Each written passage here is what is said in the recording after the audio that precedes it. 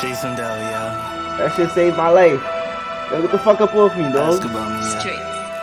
Yeah, we get it. Let's get it. Ice sticker. It's the big one. Baby, come and take a walk. Baby, come and take a walk with me. And baby, I like how you talk. But baby, watch how you talk to me. And I'm wildin' off the door. I've been thinking that thoughtfully. 2 doors is a sport. She ride never walk. She ride off a beam. Skin soft, fuck is mean. Let's link and get the cheese. Throw fit, they get greased. She a thought, she a skis. On my bop, on a team. Smoke, she blew it like.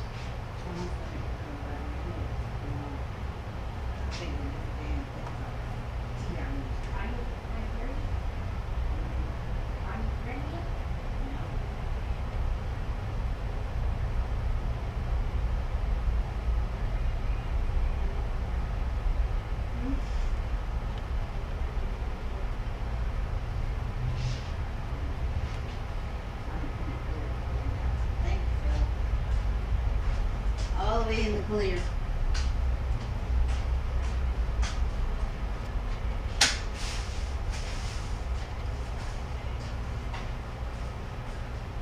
Well, I gotta get some Thai tea or whatever. You gotta get what?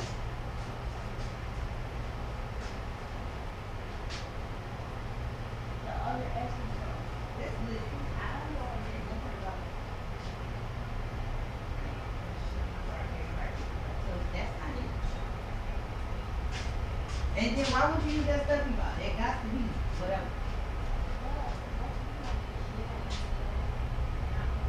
Well, if you want to vote that That stuff. was for my phone. That was also when you got for my gun. But then you got my hair. I was like, if I don't need that.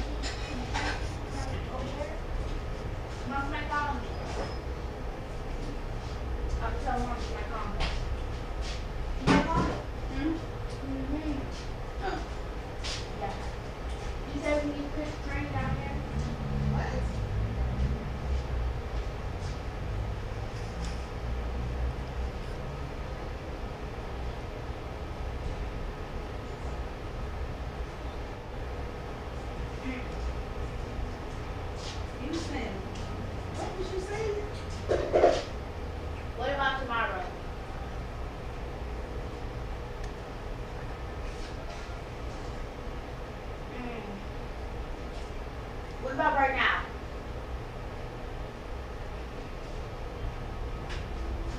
I will.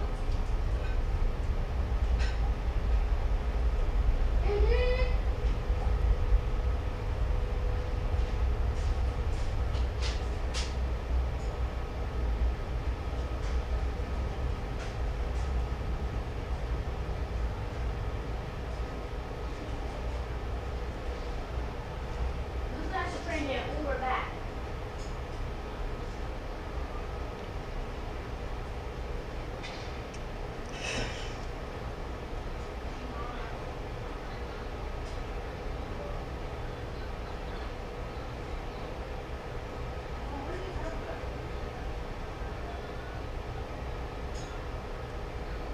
Oh, it came.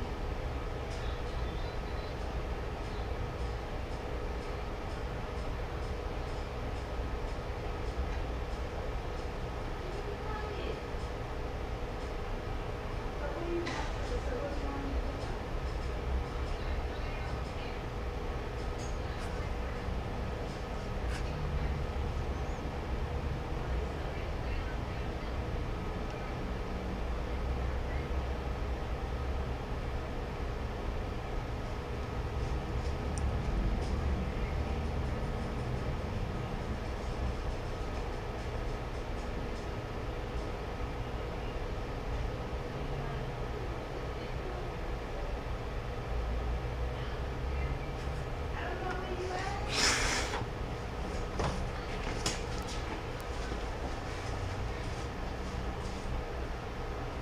Boy, you can't meet me at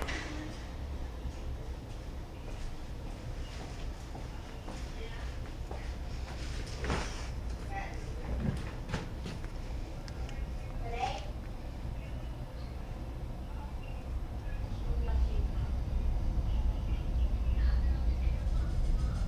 Well, you got one.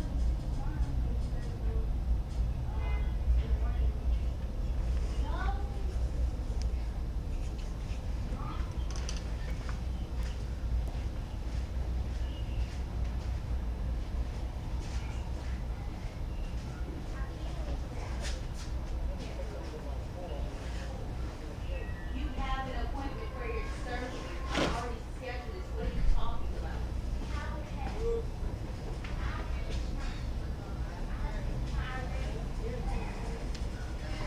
Like, I can't wait to get you in these appointments. You want me back? I'm getting you for these appointments. February and March.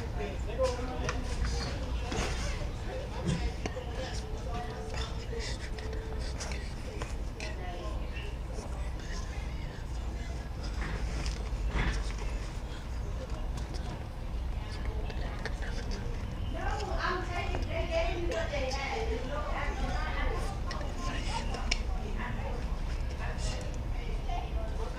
I don't know how you're gonna do that. I don't know what they're doing tomorrow. Hey, I just wanna try to go tomorrow. We gotta go in on Tuesday. I don't know if you said, I didn't say that's what we have to do. So I make sure I have the proper paperwork. I don't know what they're gonna do. I just have a check that they told me they had to bring in.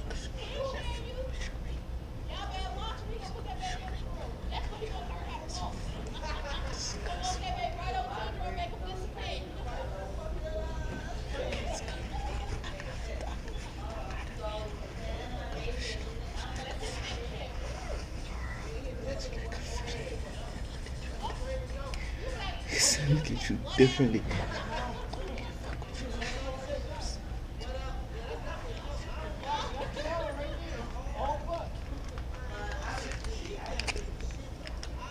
I have to leave out to meet you at 2:30.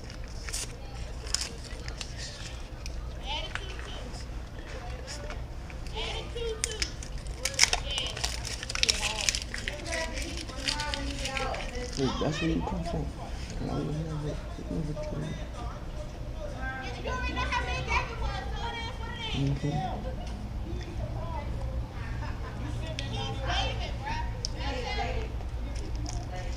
But what I said is what it is. Just wait, man. Oh, man. Yeah, for you.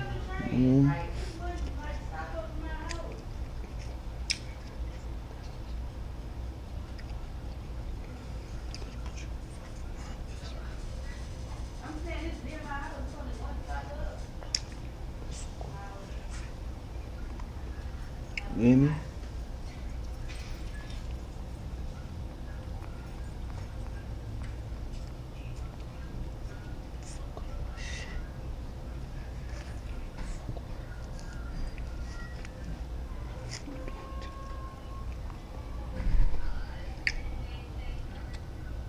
Okay, Mom. All right.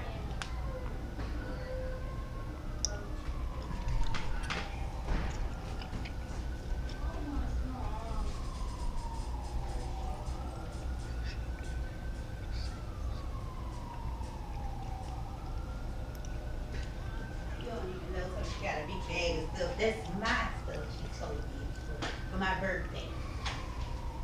Okay. Why you wanna know? Who wanna know? She got a big bag of stuff. What's in there? I don't know. That's what you said. What she said, yeah, it's a big bag of stuff for you too. Well, it's not a big bag.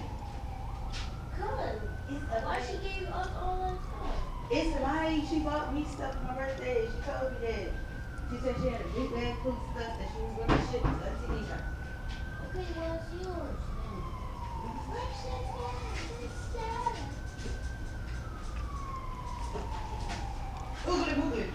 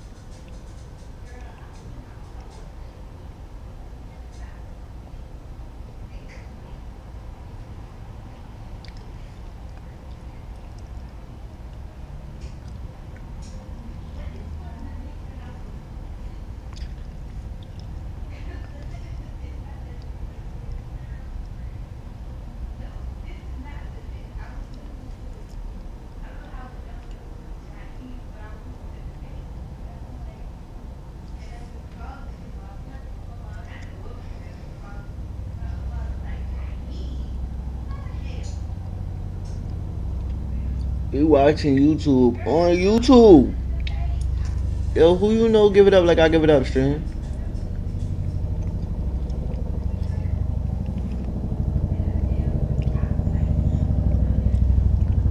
Where to who we watching YouTube on YouTube?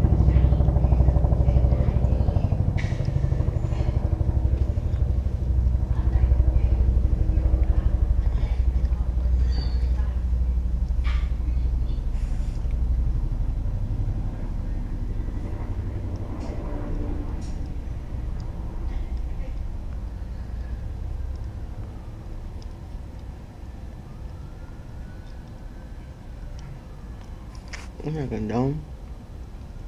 Is it not gonna let me watch it? Cause hold on, cause I'm streaming on it. Nah, that don't make sense.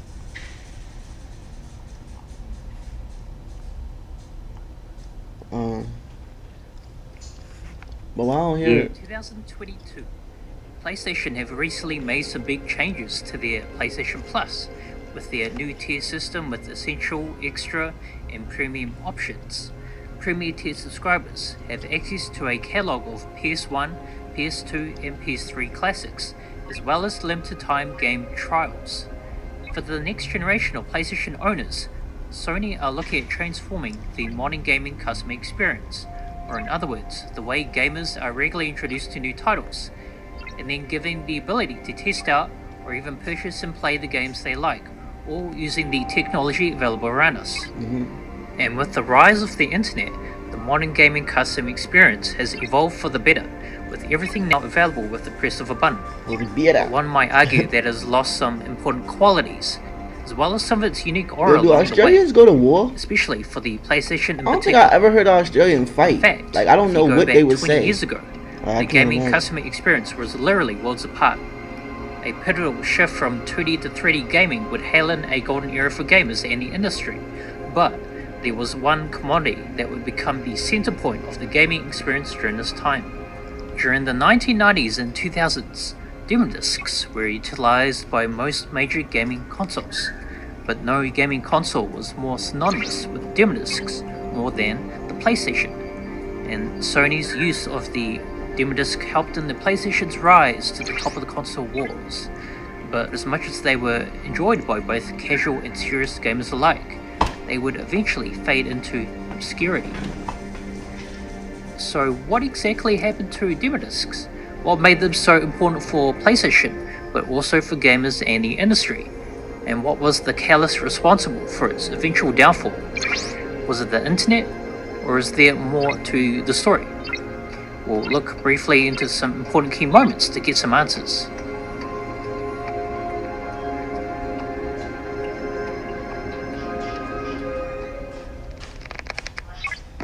September 1995, the PlayStation is launched in Europe and North America. With less than a year since its Japanese release, Sony took the PlayStation to foreign markets, having to compete with the two main console powerhouses at the time, Nintendo and Sega, game companies also from Japan. With both brands already well established in North America and Europe, Sony were the new kids on the block. But they were very confident in their console's potential, and were able to demonstrate this right away with a special disc, bundled free with all new PlayStation consoles. In North America, this was called PlayStation Pix, before later becoming the interactive CD sampler disc, but if you lived in the PAL regions, this was known as Demo 1, when gamers had to rely mostly on in-store game kiosks and game rentals at the time. These helped introduce gamers to hot new games with limited gameplay, with the prospect that if you liked any of the games enough, you would go out to the store and pay your hard-earned money, or your parents' money, to buy the full-length titles. But Sony's demo disc idea wasn't exactly an original one. In the PC world, gamers were already familiar with this concept, as shareware or cover discs ordered by phone and mail were already commonplace. But for the home console world, a demo disc was a brand new revolutionary idea that no previous consoles had utilized up to that point, and these cutting-edge CD consoles became the first to explore this new avenue. And while less-known consoles like the 3DO system from Panasonic had entry-level sampler CDs that tried to wow its consumers, Sega Saturns were a bundle of their own entry-level disc called Sega Saturn Preview in Europe, or the bootleg sampler in North America. And for the Sony PlayStation, the PlayStation Pix demo became the adequate starting point for those beginning their journey in North America. But things would be done much differently in the PAL regions, with Demo 1 pushing the boundaries of how a gaming console could look or sound like in the 1990s. And above all, becoming more than just a sample platter with a bunch of cool games plastered onto a disc. When you boot up the disc for the first time, you literally see it in the opening video package, accompanied by the pumping techno music. It was hypnotic. You are literally being taken to another world. And if you've never ever played a PlayStation before in your life, then just like that, you're instantly hooked. And with the futuristic, trippy LSD visuals, you are presented with games like Crash Bandicoot, Tekken 2, Ridge Racer Revolution, Wipeout 2097, and even Die Hard Trilogy. Right out of the box, it offered something for everyone, but also gave you a place to roam and discover. As soon as they got Next into the thing you game. know, you're going around trying each game for hours and hours pass, hoping to wring out every single last precious drop of gameplay until your time was up and it was game over. Then afterwards, wandering around some more, stumbling onto some trailers, then uncovering some nice surprises like the VCD, or messing with the interactive demo of a vicious dinosaur, or a manta in the ocean. Demo 1's visual design and presentation worked in entrancing gamers right away with a free roam theme park-like experience that no other console on the market could replicate. This and other demo discs for the PlayStation became your golden ticket pass to the ever-evolving PlayStation universe, all the while showing off the console's technological power and the games on offer, which would become key components for the PlayStation's initial success during the mid-1990s. March 1996, the PlayStation grosses over $2 billion in hardware and software sales. It not even been a year since Sony's debut game console was now in households worldwide. But more so, its early dominance over both the Nintendo 64 and Sega Saturn became very evident. The PlayStation was now in high demand, having to ramp up CD production facilities, while the amount of console units being sold totaled over 4.3 million, and the sheer amount of games being made annually was insane. At one point, it was reported that approximately 400 PlayStation games were in development, compared to the 200 Saturn and 60 Nintendo 64 titles. Damn. But Sony's ability to withstand the demand could largely be due to their decision to use the compact disc over the long-standing game cartridge format.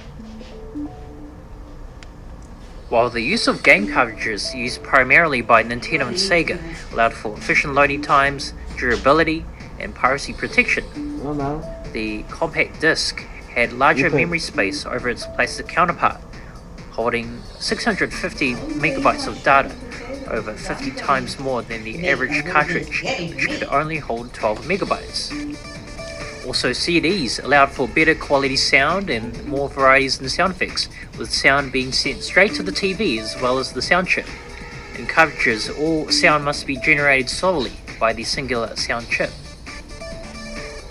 Also, CDs and demo discs were cheaper and faster to mass produce, with thousands of copies being able to be made within a day, whereas cartridges took months to duplicate. This could be why Sega also made the transition from the cartridges of their past consoles to compact disc with their new Sega Saturn console, which was for a while looked upon as the direct competitor to the PlayStation throughout the 1990s.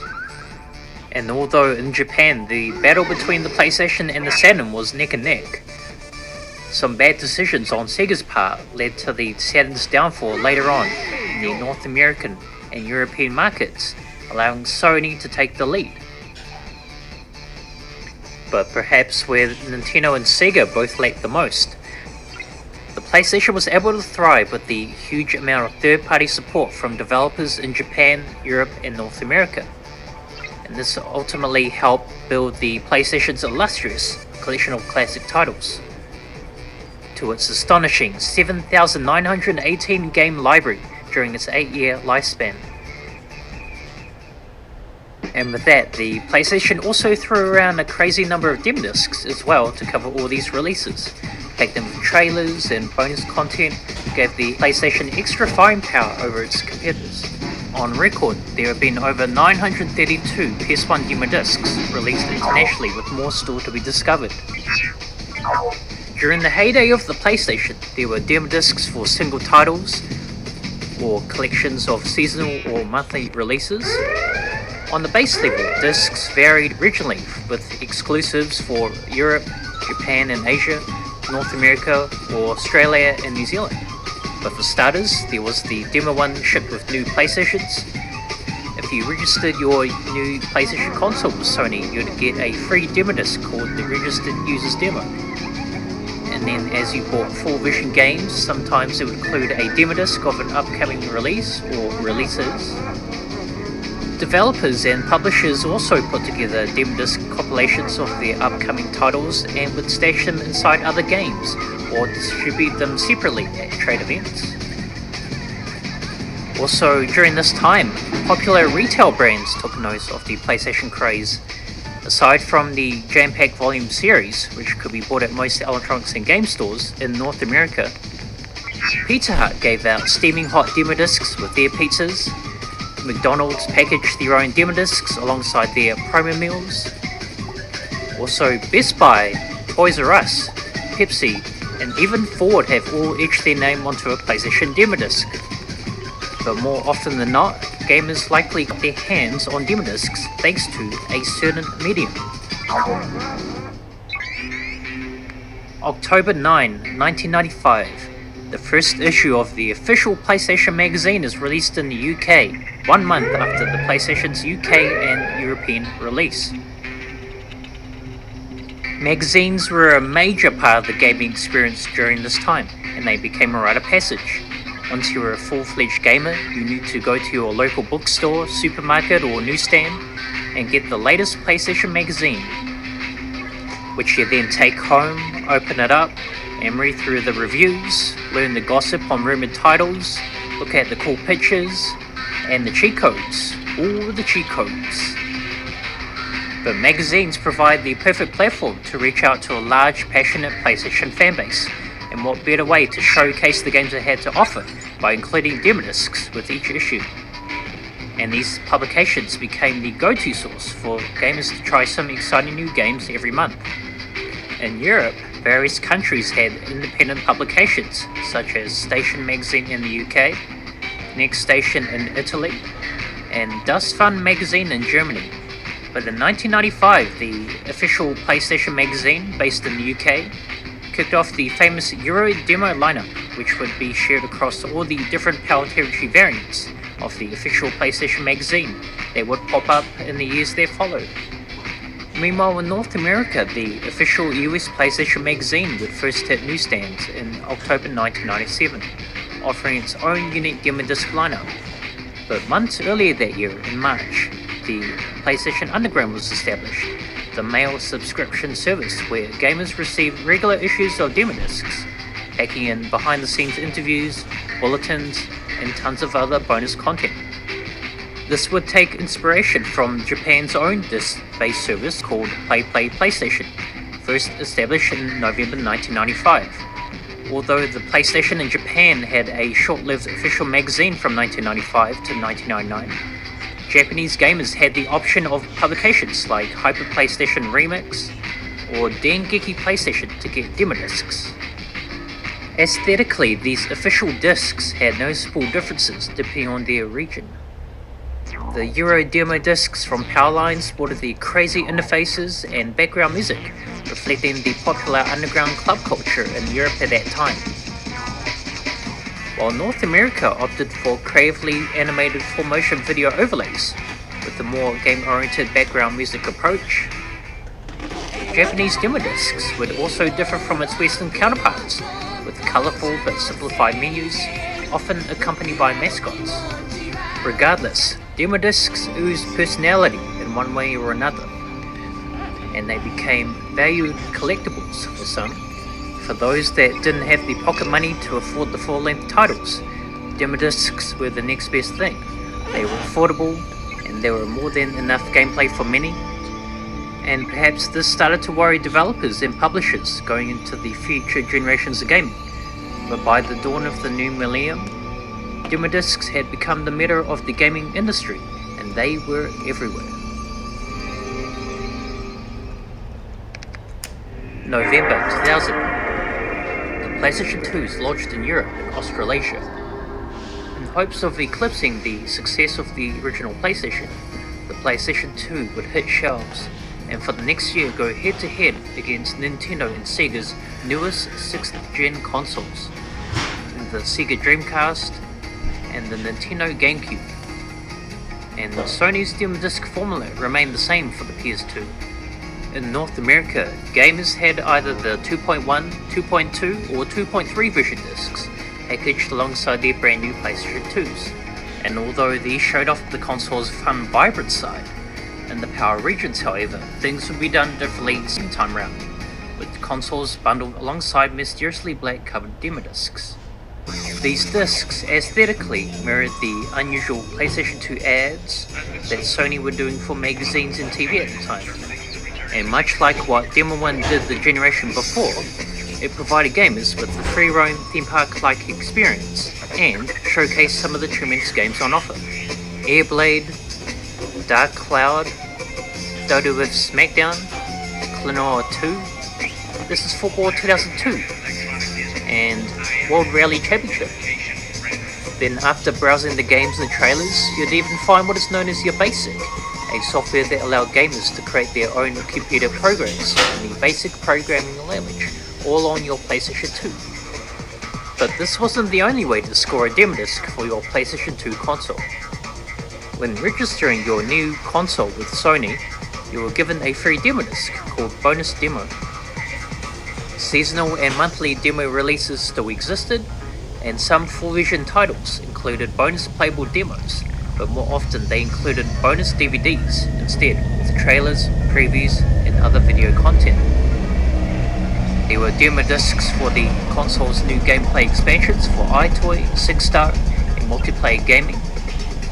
Select developers and publishers would still put together demo compilations. As for retail, with the momentum the PS2 was gaining, consumer brands would get behind the console, but would no longer ride the demo disc bandwagon like they did back with the PS1, except for McDonald's in Japan, releasing their limited edition Happy Disc, containing McDonald's themed levels for both the Parappa the Rapper 2 and Ape Escape 2001 demos. Much like the PS1, the PlayStation 2 enjoyed a prosperous collection of demo discs, benefiting from Sony's strong third-party support. The number of demo discs released for the console would climb well over the 1,400 mark internationally. And to withstand the substantial increase in graphic scale of its games, the PlayStation 2 slowly shifted from the CD-ROM discs with the blue bottom utilized for its earlier titles to the new DVD format, the silver bottom. DVDs now supported the 480p to 720p resolutions and held 4.7 gigabytes of memory for a single layer, or 8.5 gigabytes for a dual layer. This gave even more technological freedom for developers, while still keeping mass production very cost effective for Sony. And as for magazines, regular demo discs for the PS2 were now distributed exclusively through either the multiple PAL country variants of the official PlayStation 2 magazine, or the official US PlayStation magazine in North America, and Dengeki PlayStation in Japan had moved on to covering PS2 content. In the power regions, the official PlayStation 2 magazine stuck to a simple and clean but contemporary interface for their demos, and were now incorporating behind the scenes videos, movie and DVD trailers, as well as save files. In North America, the PlayStation Underground service from the PS1 era would merge itself with the official US PlayStation magazine in 2001. And with the magazine's demo discs now being distributed under the PlayStation Underground name, they carried over some of its look and presentation with its animated theme menus, behind the scenes interviews, import game showcases, and cheat codes. In Japan, Dengeki PlayStation demo discs retain some of their previous aesthetic, but focus more on information and advertising, with interesting additions like music playlists or voice clip galleries, and contain ridiculously large libraries of saved data files, usually with over 100 saves per demo. Overall, PS2 demo discs abandoned the visually over-the-top nature of its PS1 predecessors for a more user-friendly and intuitive approach, all the while incorporating the same usual content of playable demos, trailers, and save files, but were now finding ways to add in spicy new bonus content. The PlayStation 2 would become the best-selling video game console of all time, with over 154.4 million units sold worldwide, and helped further skyrocket Sony ahead in the console wars.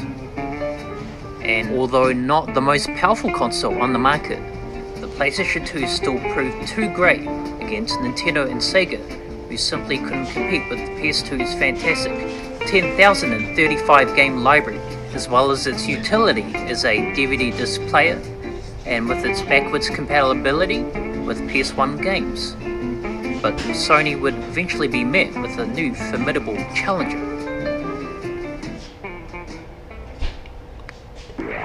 November 2001, the Xbox is launched in North America. PC juggernaut Microsoft would join in the home console war with their new Xbox console, boasting nearly double the memory and processing power of the PlayStation 2. At the time, Sony were experimenting with online network functionality for some of their PS2 titles, but with Microsoft's proven experience and expertise in the PC world, the key selling point for the Xbox was enabling online and multiplayer functionality in its games far beyond what any home console had done before. And in 2002, Microsoft's answer would come in the form of Xbox Live, a subscription-based service that delivered an all-in-one online social experience with friend lists, voice chat, online functionality for games, and downloadable content. The Xbox was able to sell a total of 24 million units, outperforming the Sega Dreamcast and Nintendo GameCube. But 2 couldn't keep up with the PlayStation 2's strong campaign. In fact, Microsoft lost money with the Xbox, but it laid down the necessary groundwork for their follow-up console, the Xbox 360, first launched in North America November 22nd, 2005. And with the introduction of the Xbox 360, Microsoft made Xbox Live the central focus for the console, which was now required for online gaming, and also introduced a multitude of innovative features. One of the most important of these was the Xbox Live Marketplace, where gamers could purchase full-length games and download demos online.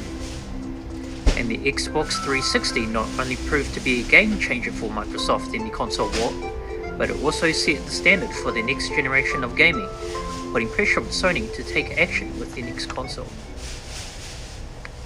November 2006, the PlayStation 3 is launched in Japan and North America. With the overwhelming success of their previous 2 consoles, combined with the growing competition from Microsoft, Sony really had to hit their next console out of the ballpark, but had to begin exploring the online capabilities in their games, as well as within the console itself. This marked the birth of the PlayStation Network, and through this they created PlayStation Home, a virtual 3D social platform where you control your own avatar, and the PlayStation Store, offering PlayStation gamers their own method to carefully browse games, download trial versions, and purchase them online. Sony's vision also introduced significant changes, with games and demos now requiring hard drive installation before being played, and consoles came equipped with built-in Wi-Fi internet and Bluetooth, plus state-of-the-art disk drives that not only supported backwards compatibility with PS1 and PS2 games, but also supported the new Blu-ray disc format. While Blu-rays range between 25GB of storage for a single layer to 50GB for dual layers, and now supported 1080p high-definition picture and audio. This came with some pros and cons, meaning that PS3 games were no longer region-locked like the previous PlayStations, but ultimately the addition of all of these flashy new features inflated the manufacturing costs of the console, setting a high price point at launch, upsetting consumers. Then over the next few years, developers struggled to wrap their heads around the PS3's complex cell architecture, with devoted PlayStation third-party companies now branching out towards the Xbox as an additional platform. And with the increasing size and graphic scale of games being made at the time, Development now demanded bigger budgets, more resources, and more time from developers to produce games. As a result, the sheer number of PS3 game releases would only reach half the numbers of the PS1 and PS2. But more importantly for demo discs, costly network trafficking and licensing fees saw publishers see less worth in making demos altogether, both physical and online. Over the PS3's 8-year tenure, the North American PlayStation Store had the largest catalog with 235 demos and time trials, while there's believed to be fewer than 147 physical demo discs made internationally so far on record. The PlayStation 3 would offer bundled playable demos inside what was called the Special Demo Disc alongside new consoles, but only in Japan. As for other regions, they wouldn't get this same luxury unlike previous generations.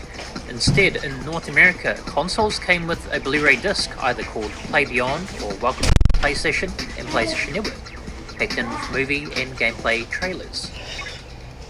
The redundancy of demo discs for the PlayStation platform began to show itself, despite physical demo discs still in production for very select titles, as well as the new PlayStation Move accessory, and a few publisher and developer demo collections still being made. And interestingly enough, some Blu-ray movies coming equipped with bonus PS3 demo discs. But for PlayStation's gaming magazines, the landscape would change as the internet eventually crept its way to the forefront. In North America, the official US PlayStation magazine would be discontinued in January 2007.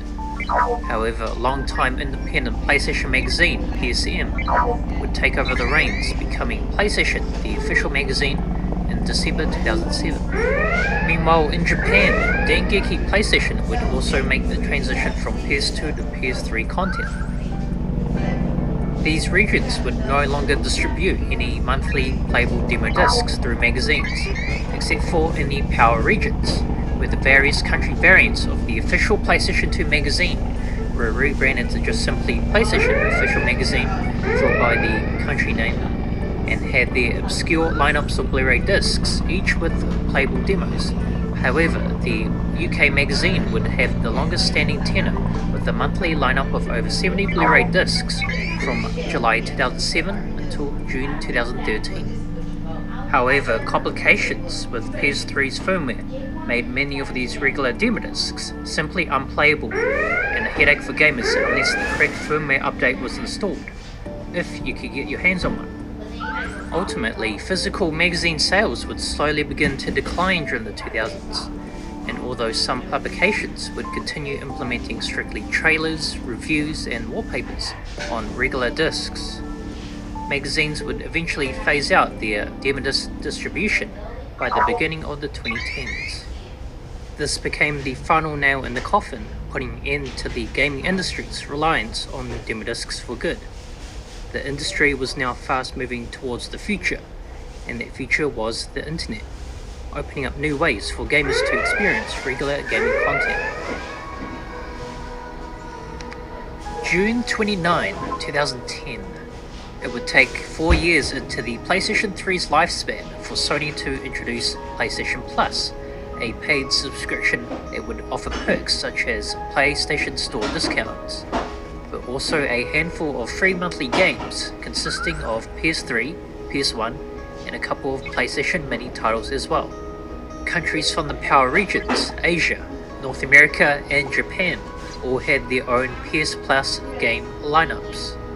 With some adjustments, Sony were slowly getting back on track in the console war, while the PlayStation Plus would carry over to Sony's next generation console, the PlayStation 4, first released in North America November 15, 2013. And the PS3's free monthly game lineups for the PS Plus would slowly be phased out for a selection of free PS4 and Vita titles.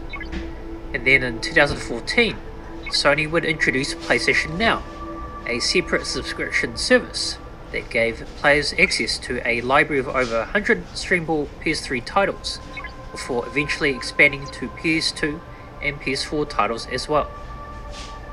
By the end of the 2010s, Sony decided to fully embrace the new paid subscription business model, alongside other brands like the Nintendo Switch Online and the Xbox Live Game Pass, with these subscriptions now being required for online multiplayer gameplay, but also spiritually replacing the way demo discs of the past used to introduce new titles, now with their monthly game lineups and catalogs, all free to download and play. These subscriptions now combined with the multiple ways brands utilize the internet and social media shape the modern gaming customer experience of today. With the PlayStation 4, the last remnants of physical demo discs lies within the PlayStation VR demo. And while demos are still downloadable via the PlayStation Store, but only for select titles, larger scale games with online multiplayer also offer beta tests, used for identifying bugs and testing out the multiplayer network traffic for the developers, but also serving as demos with gameplay available for gamers within a set timeframe. Plus, gaming companies are now using much more controlled marketing campaigns for their releases, leveraging the influence power of social media, live streaming, and YouTube for trailers, gameplay demos, and reviews. For PlayStation especially, they broadcast their highly anticipated State of Play presentations throughout the year, showcasing future games and projects. All of these resources now give gamers plenty of great insight into making a decision on whether or not to go ahead and purchase a game.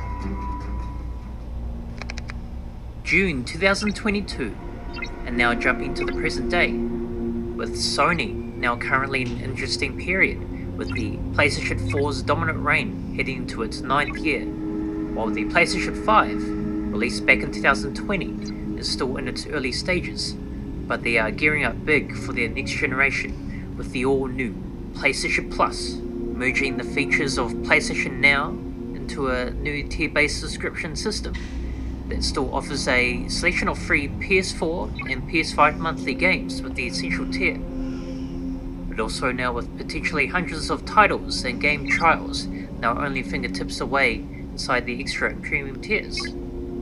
Depending on your price range, this provides gamers multiple ways to explore and trial the PlayStation's library of games from past and present, with traces of the experiences from previous PlayStation demo discs. With what we have now from Sony, as well as from Microsoft and Nintendo, it will be interesting to see how the modern gaming customer experience could evolve from here, and what could be brought to the table next in the generations to come. And with all that said, the era of demo discs is now very much behind us, but the market made on the industry and the groundwork it left for PlayStation in particular can definitely still be felt in today's gaming. And more importantly for gamers, the value that demo discs provided was not only in the games, trailers, or even the discs themselves, but also in the gaming experience that was centered around them. That unforgettable feeling of opening up a fresh demo disc after buying your new console, or from those monthly magazines, or even from your McDonald's combo, and then booting it up and bringing an immersive, interactive theme park to life on screen, with multiple games to play and places to explore, is something that today's gaming can't replicate. And nobody did this better than the PlayStation demo discs.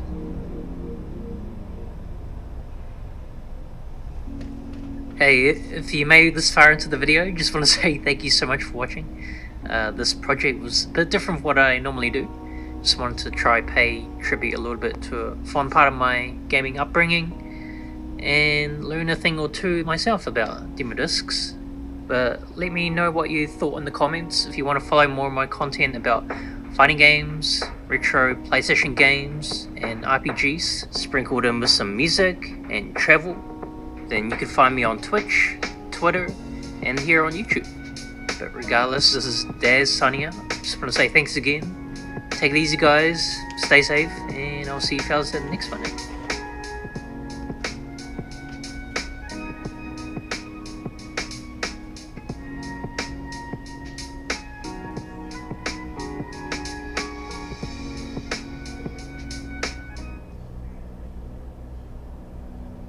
Greenberg and Betterment just made me feel like I was their only client.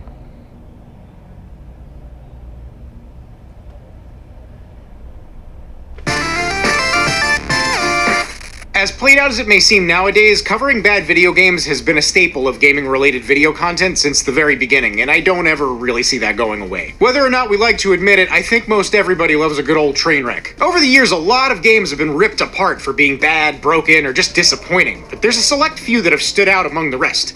Games that have such bad reputations that they've been deemed one of the worst games ever made. Now, bad games are a dime a dozen, that's true. There's countless garbage titles out there, but it takes a certain level of bad to actually be considered the worst of all time. Or does it? Today, unfortunately, I seek to find that out. I decided to put myself in the ring and experience firsthand the various games throughout gaming's history that have been awarded the worst of all time stamp, to see whether they really are deserving of that title, or if that claim is just hyperbole. This one is going to be quite the journey, so strap in, everybody. Alright, so I'm going to be looking at these games in chronological order of release, all the way back from some of the earliest days in gaming until present day. Meaning this video will inevitably be outdated sooner or later, but I'm not a time traveler or a psychic, so unfortunately, of all time means up until present day. With that out of the way, let's get into this.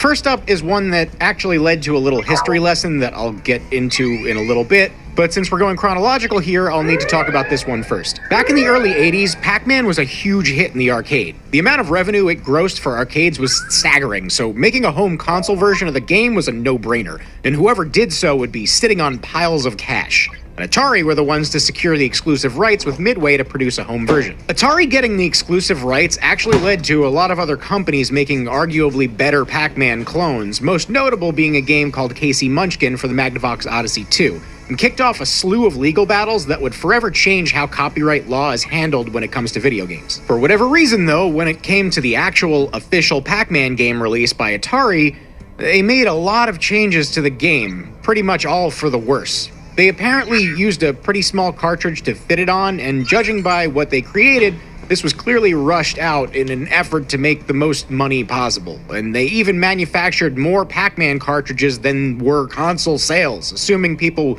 who didn't own an Atari 2600 would just buy one for Pac-Man. Despite being the only official at-home version of Pac-Man, if you take a look at any of Atari's competitors' clones, it's very clear that Atari Pac-Man was the absolute worst at-home version at the time. Given the fact that Atari was top dog at this point, this was one of many nails in the coffin Atari had begun to make not only for themselves, but for the gaming industry as a whole, but we'll get to that in a bit. Atari Pac-Man, aesthetically, is very different from the arcade version. It looks worse, it sounds worse, the ghosts are seizure-inducing, and despite actually controlling pretty well, collision seems very off at times. Eating the pellets mostly works just fine, but often the elongated sprites don't actually reflect the collision that's programmed into the game, so a lot of times you'll accidentally not eat a pellet even though you've clearly made contact with it. That collision issue also extends to the walls of the maze, and for the most part it works, but sometimes I accidentally miss turns I didn't mean to miss, and the fact that the controls are pretty spot on make it even more apparent that something funky is going on here. Pac-Man also looks terrifying. All that being said though, even though this was a very lazy and rushed attempt at making a home console version of Pac-Man,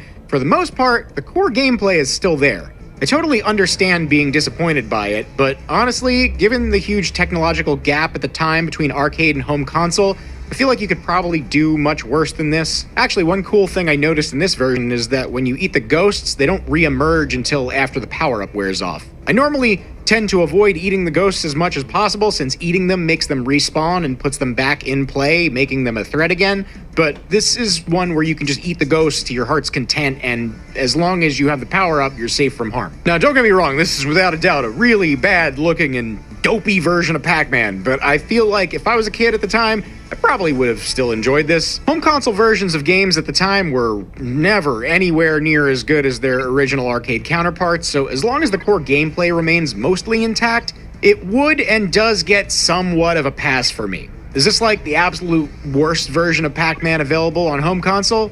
I mean, I'd say so, but is it still Pac-Man? Yeah, I'd say that as well. It's still better than a lot of other original Atari games, that's for sure.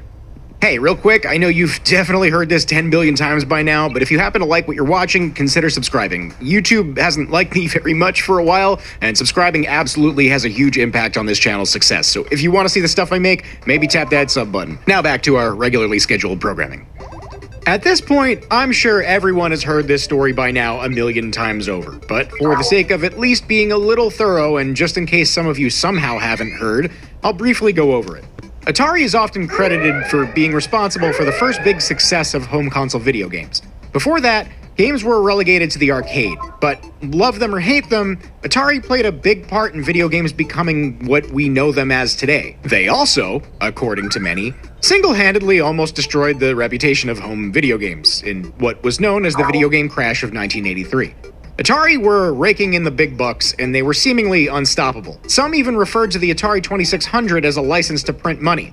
The problem is, they were so successful that they really weren't all too concerned about the large quantity of titles that were available, and also didn't care about their quality either. So many games were coming out left and right, and Atari wasn't exactly doing a great job of vetting the software for their platform. This led to often a steep drop in quality, resulting in a loss of trust from the consumer, which then, surprising to no one, caused a huge decline in video game sales, and among a few infamous titles such as Pac-Man, the licensed movie tie-in game based on the 1982 movie E.T. the Extraterrestrial essentially served as a catalyst for the entire video games industry to come crashing down. At the time, E.T. was a big deal. It was hyped up as this big holiday game, and assuming it would be a huge success, they printed, let's just say, a whole ton of copies. As the story goes, the game sucked, seemingly nobody liked it, and Atari was left holding the bag. They ended up with a large surplus of copies and nobody left to buy them. Along with a lot of other games and products nobody wanted to buy anymore either, so the rumor for years was that they buried them all in a desert. A story that actually, despite sounding like an urban legend, turned out to be more or less true. But alas, let's get back to the topic at hand, the game itself. E.T. for the Atari 2600 has gone down in history as the de facto quote-unquote worst game of all time. Actually, out of everything I'm going to talk about in this video, this one is the one that's definitely known by most as the worst. Whether that be because of the impact it had or because of the backlash it spawned even decades later, the illustrious title of worst game of all time sure is one low bar to live up to. Prior to this video, I had never played it before, but I've heard from many people throughout the years that it's bad, but it's not that bad. It's like still playable. Having played it for myself now, I share the same sentiment. The main problem is the lack of direction. There's symbols all over the place.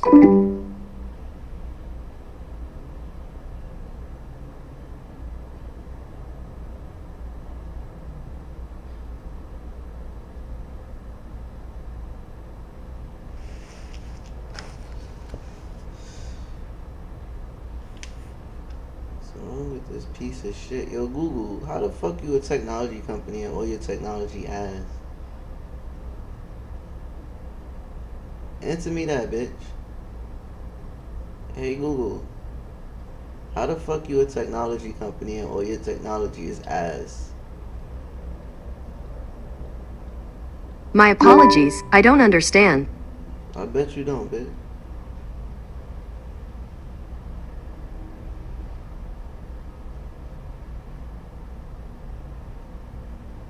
Up and beat the game. That's it. There really isn't much to it. I have to say, playing on the higher difficulties is infuriating, but playing on the easy difficulty isn't too bad apart from it being frustratingly easy to fall into the same hole over and over again while you're trying to get out of it. This is a very trial and error type of game, and I'm sure some kids who figured out how to play it did manage to get many minutes of fun out of it. This game sucks. It does. It really does. But it's by no means the worst game I've ever played, and I think its reputation is mostly hyperbole turned accepted fact due to the fallout from its release and the history surrounding it.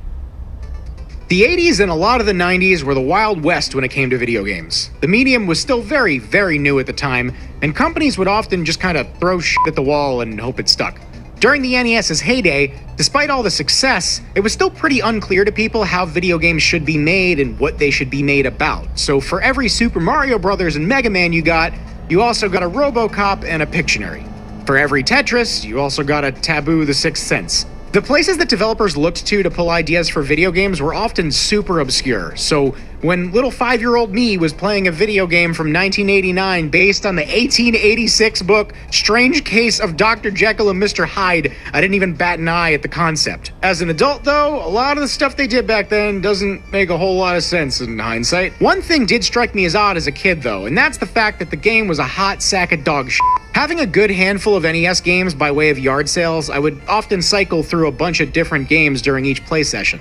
Many NES games, regardless of quality, are very difficult, especially for a child, so usually I would play a game for 10 or 20 minutes, get a game over once or twice, and then switch to the next game. I mostly just chalked it up to the games being too hard.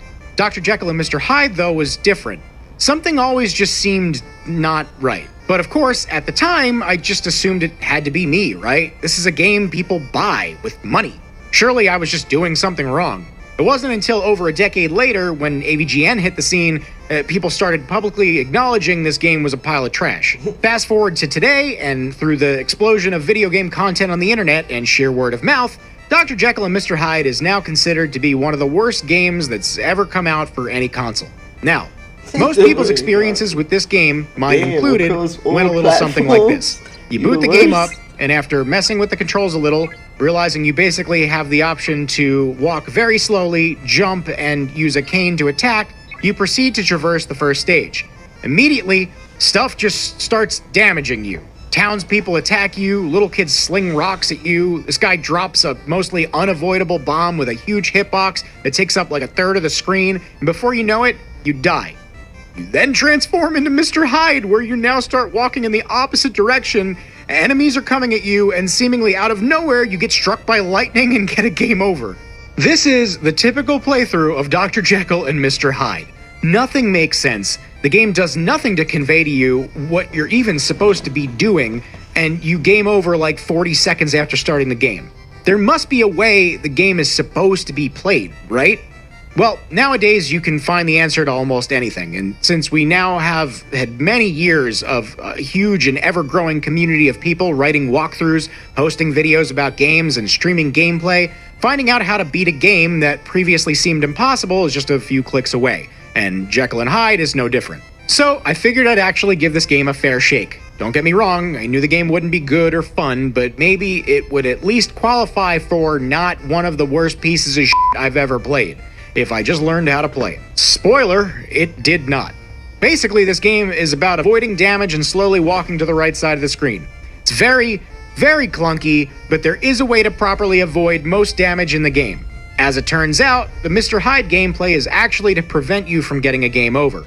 If Jekyll takes too much damage to this meter at the top of the screen, you turn into Mr. Hyde, and now need to kill a certain amount of enemies to fill the meter back up. Turns out you have a projectile attack you can use by pressing up and B, and you're actually just walking backwards in a mirrored and corrupted version of Jekyll stages. The random lightning thing is actually what happens if you walk too far and reach the area of the stage where Jekyll transformed. If you manage to defeat enough enemies to fill up the meter before going too far into the stage, you'll turn back into Jekyll. Your health bar will fill up a little bit, and the screen will clear of enemies for a short time. The Mr. Hyde gameplay is actually the only part of the game resembling a video game, and it only exists as a safety net for if you die as Jekyll. I actually ended up making it pretty far into the game for literally the first time in my life. I think I made it maybe to stage 4 or 5 before I got way too frustrated because of how cheap the game gets. And keep in mind, this is the first time I've ever beaten the first stage. Unfortunately, no amount of learning how to handle this game's bullshit makes it any less full of bullshit. The game itself is just as bad as everyone has ever said it was. It being technically playable does not at all increase the quality of the game or my capacity to enjoy it. It's a clunky, frustrating mess that at its very best is just a not fun game that's capable of being beaten if you're persistent. At its worst, it's a shitpost of a video game. Back in the NES days, there were a ton of unlicensed games that came out. The TLDR of what that basically means is Nintendo had a stranglehold of the gaming market and could pretty much call the shots. Nintendo saw the huge problem with Atari and made strict rules to better vet the games they'd allow on their system. If you want to develop games for the NES, Nintendo would only allow companies to produce X amount of games per year for the console. Some companies circumvented this by creating additional shell brands to use as a vessel, giving them a workaround so they could produce more games, such as the case with Ultra, a subsidiary of Konami, for example. However, some companies didn't want to deal with all that and also didn't want to have to pay Nintendo money, so quite a few of them just said "F you" and produced unlicensed games for the console. They all looked very different from official Nintendo cartridges and unsurprisingly varied wildly in quality. Some, like Tengen, a subsidiary of Atari, were known for actually producing some good games that rivaled the quality of official titles. Others, however, made like the Action 52 cartridge, which is the topic of discussion here. Action 52 is a multi-game cartridge made by a company called Active Enterprises. It consists of 52 games, of which quite literally all are bad. The game, if you can call it that, easily goes down in history as one of the worst games ever made and has been covered to death on YouTube. In current day, not so much, but without a doubt in the heyday of retro gaming YouTube. Much like a lot of these games in this video, I never actually sat down and suffered my way through this one before, but unfortunately, due to this video, I now have. Now, if I'm being realistic, I really can't sit here and break down every single game on this cartridge. That kind of thing would really need a whole video, and I'm not doing that. Luckily though, probably over half of these games really don't vary at all except for slight differences in their god-awful graphics. Basically what we have here are 52 titles, but most of which seem to be glorified sprite swaps of one another. A big chunk of them are really terrible vertical or horizontal shoot-'em-ups that all feel virtually identical. Some of these weird ladder games, I'm really not sure how to describe them. They pretty much consist of needing to climb up and down ladders to reach different platforms to defeat enemies, and then these random platformers that are all basically devoid of physics. There's random straggler games that don't really fall into any of these categories necessarily, but the one thing all these games share is that they're all borderline unplayable. Forget anything you think you know about how these games should feel by looking at them, because unless you've played them for yourself, they don't feel anything like how you'd think they do. The controls barely work, they're incredibly unresponsive. In the platformers, they make you jump with the B button. Oh, and also, if you want to jump forward, you need to release the jump button before the character will move forward. Collision detection is all over the place. Most walls are broken in some way or another. It's almost impossible to judge where the hitboxes and hurtboxes are in any game. Ooh, this is just terrible. I really don't want to harken back to the "what were they thinking" days of YouTube, but god, this is real bad. There really isn't one positive thing I could say about this. The only game that I can even tolerate for more than 30 seconds, much less actually proceed in, is this game called Underground, which is kind of like one of those ladder games, only instead of needing to defeat enemies to beat the stage, it's sort of like a maze you need to work your way to the end of, but once again, it was completely terrible, and the only saving grace it had going for it is the fact that it was actually almost playable. But playable is not a synonym for good, and this entire thing can go right in a trash can. Also, I really don't want to give this the time of day either, but I guess it's necessary just to be thorough. Action 52 is known for being the home of Cheetah Men, the somehow featured game of the cartridge despite being the literal 50-second game. It's bad. It's bad, and it spawned a bad sequel which was never actually released, which is also bad. But hey, at least this one has cutscenes. That's a plus, right? Ah, Night Trap. The game that walked so Five Nights at Freddy's could run. Released back in 1992 for the Sega CD, Night Trap caused quite the ruckus in the US along with Mortal Kombat. They were the focus of the hearing that would ultimately lead to the ESRB rating system, as a claim was being made that video games with violent imagery could corrupt the youth. Ah, my favorite song. Now you could argue Mortal Kombat had some gore in it, but Night Trap really only showed violence to the degree of like baby's first B-horror movie. Where Mortal Kombat did show digitalized heads getting ripped off and stuff, Night Trap was just silly more than anything, and ironically, you pretty much have to miss most of the FMV scenes to actually beat the game. Night Trap went down in history for two reasons: its social and legal controversy, and the fact that it sucked shit. So brief rundown of the premise. These girls are all visiting this house, a house who recently had another group disappear while staying there.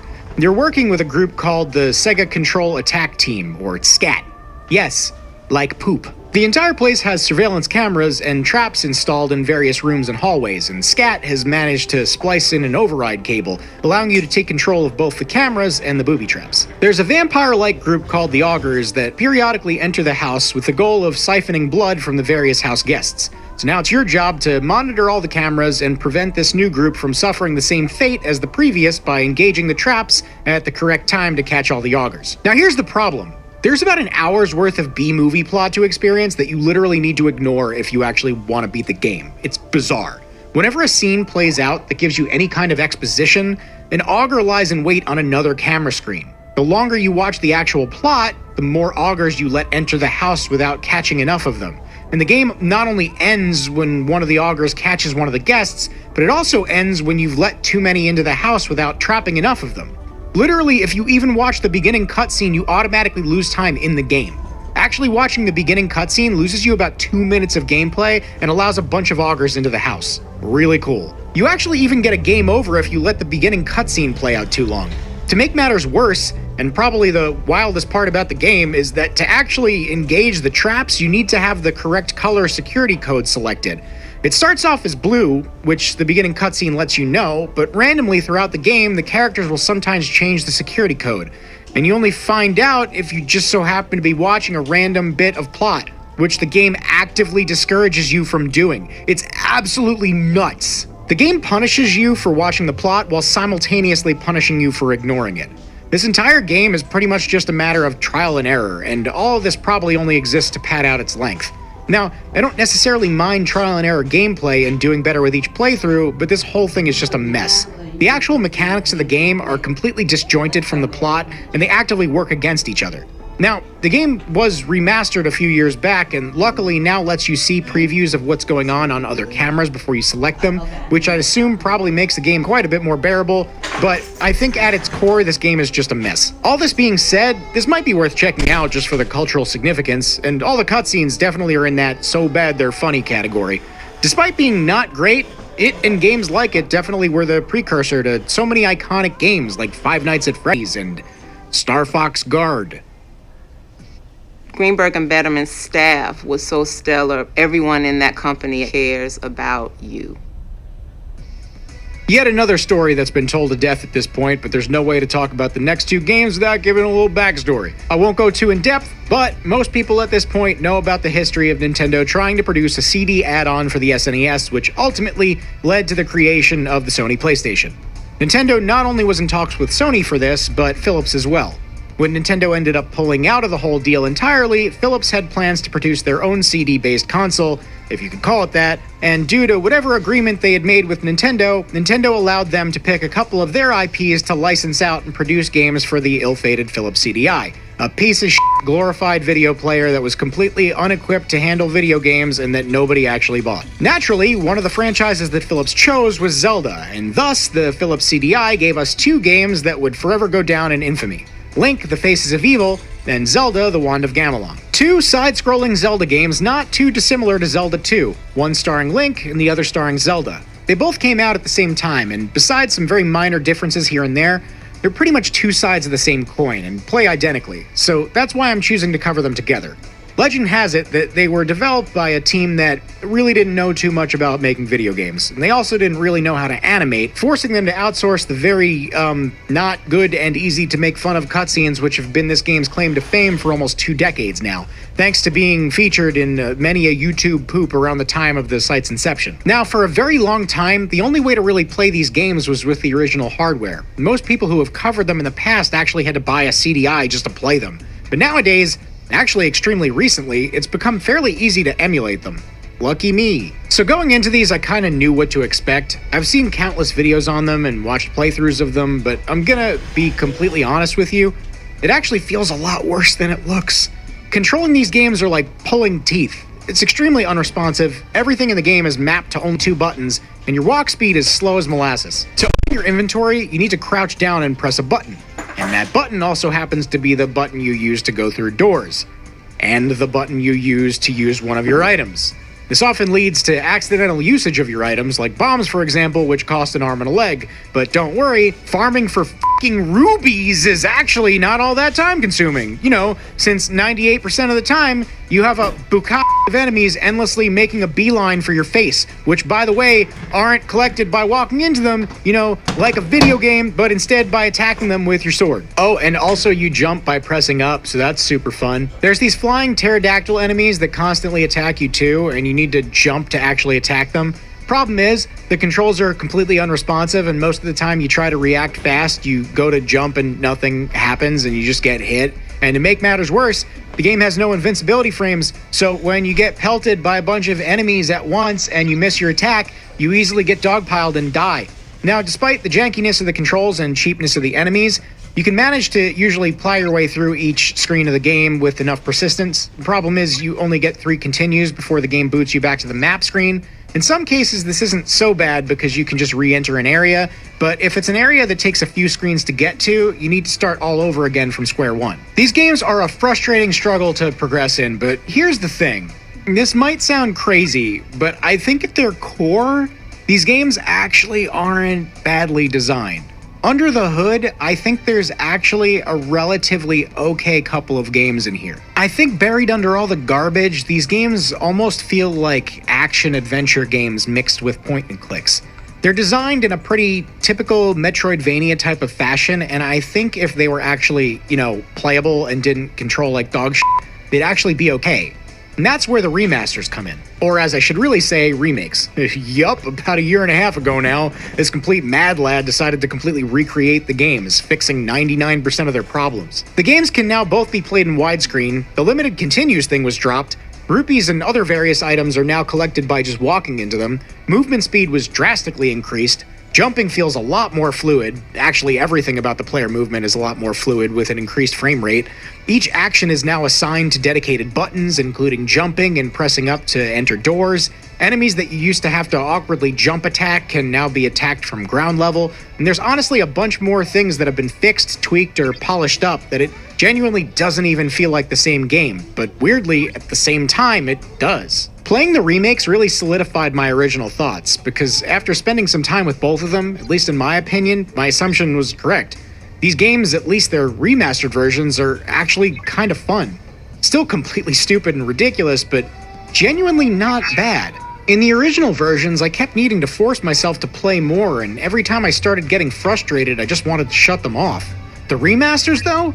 I mean this with no hyperbole, that I honestly wanted to keep playing them. I didn't even necessarily need more footage, and I had to actively stop myself because I realized I was just playing them because I wanted to. The original games are just as bad as everyone says. They're terrible, and in their original form are absolutely not worth playing. But the remasters? They take the original designs of these games and turn them into something legitimately enjoyable. And the way I see it, there's really no reason to ever go back to the CDI versions. But the remasters are pretty fun. To say basketball was real big in the 90s would be the understatement of the century. Don't get me wrong, basketball is still big now, sure, and you have your modern-day iconic legends that most people who don't even follow the sport can name off the top of their head. But there was just something about the way the sport seemed to permeate the 90s that really can't be ignored, especially when you look at media from back then. Of course, everyone knows Michael Jordan, but a lot of other big-name players from back then also got a lot of attention as well. Shaquille O'Neal being a name that can't possibly be overlooked. Much like with Michael Jordan and Space Jam, attaching an all-star player's name to something or creating merch with that name or their jersey number was basically printable money. At the time, the video game industry was booming, so of course, Shaq got his own game. Not a basketball game, mind you, for that would be stupid. Instead, he got his own fighting game. Funny enough, published by EA Games, who were already pretty well known for sports titles. Considering I'm talking about it right now in this video, I'm sure you aren't surprised to know that Shaq Fu didn't go down in history as a smash hit. Now, there's a Super NES version and a Sega Genesis version. Apparently, the Genesis version is slightly better and has more characters, so to give this game the fairest shake I can, I tried out the Sega version. It's bad. It's real bad. So there's an arcade mode, a story mode, and a tournament mode. Arcade mode is not unlike your typical Mortal Kombat situation. You fight your way through a randomized wave of other characters and defeat all of them to win. The story mode is pretty much the main playthrough if you wanted to experience Shaq Fu. It's complete with cutscenes with dialogue that makes absolutely no sense, and even an overworld. You pretty much just walk around to various points of the map where each of the other fighters reside and then take them on. There are other areas of the map that are initially blocked off that you can eventually gain access to once you've defeated all the other fighters in the area. I'm going to tell you right now, aside from spamming my way through arcade mode with no continues to spare, I didn't make it through story mode. I did make it a good chunk of the way through, but I ran out of continues and I wasn't about to go through all that shit again. It's pretty difficult to describe how bad this game actually feels. It's almost like there's an inherent input delay just baked into the game. Anytime you press a button to do anything, especially in the case of jumping, which takes 5 years to initiate, there's this huge delay. You almost end up needing to attack preemptively to counteract it. Unsurprisingly, the further you get, the cheaper the AI becomes, and it slowly but surely becomes more and more frustrating. It's the kind of game you need to spam attacks in for hope of survival. I've heard a few people over the years say this game isn't that bad, but nah, man. At some point, we gotta set the bar somewhere, and this bowl of shit doesn't cut it. It's absolutely maddening to play because half the time, you just desperately want the game to do what you tell it to do when you tell it to do it, and it just won't. The jump arcs are also probably the most awkward feeling and hard to predict thing I've ever experienced in a fighting game. Like, it honestly feels like the jumping from Castlevania 1. I'm not kidding. The only thing I will say